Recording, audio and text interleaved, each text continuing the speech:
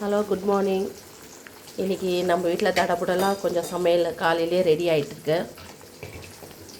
மீன் குழம்பு ரெடி. அதில் மீன் வாங்கிட்டு வந்தோம். அதில் நிறைய தலைலாம் இருந்துச்சு. அது வறுக்க வேண்டாம்.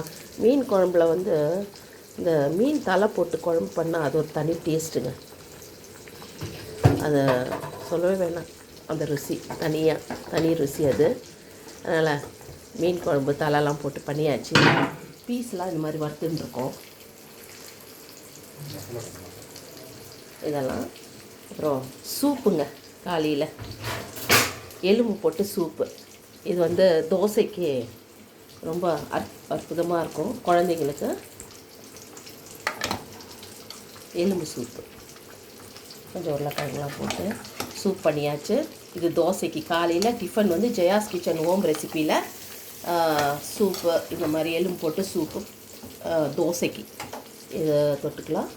மத்தியானம் லன்ச் இந்த மீன் குழம்பு எப்படி கலர்ஃபுல்லாக வந்திருக்கா. மீன் குழம்பு ப்ளஸ் மீன் வறுவல், நல்லா கருவேப்பிலெல்லாம் போட்டு மசாலாலாம் போட்டு பண்ணியாச்சு. இன்றைக்கி ஜெயாஸ் கிச்சன் ஹோம் ரெசிப்பியில் இதுதான் menu. Thank you so much. Subscribe பண்ணுங்கள், லைக் பண்ணுங்கள், ஷேர் பண்ணுங்கள். தேங்க்யூம்மா. Thank you so much.